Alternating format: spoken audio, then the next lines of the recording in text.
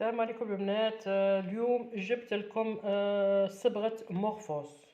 بيان سور الكل لاحظ باللي صبغة مورفوس تنشف الشعر، يعني كانت تنشف الشعر، ماشي تنشف الشعر عامة، كانت تنشف الشعر لكن سقدوها وزادوا فيها الزيوت الطبيعية وراهي مكان ما خاصها. بون جبت لكم اليوم باش تفرقوا من تروحوا تشروا مورفوز شيء اللي تشرو باش ما تنشف لكمش اشعاركم. شوفوا البنات، هذه مورفوز اللي كانت الاولى قبل التعديل، قبل ما يعدلوها كانت هذه. فوالا البنات، نتوما ملي تروحوا تشرو لازم تتاكدوا باللي فيها هذه.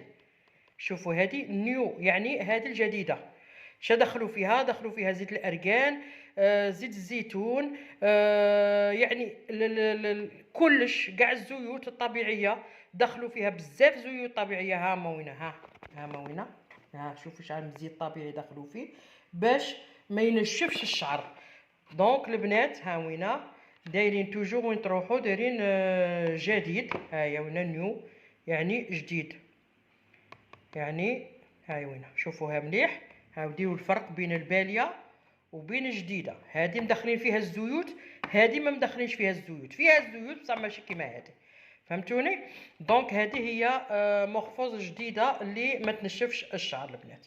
فوالا هذه اللي جيت نعطيكم هذه المعلومه. اللي ما يعرفش على مورفوز ولاحظ باللي تنشف، اني جيت قلت لك على المعادله الجديده تاع مورفوز. فوالا.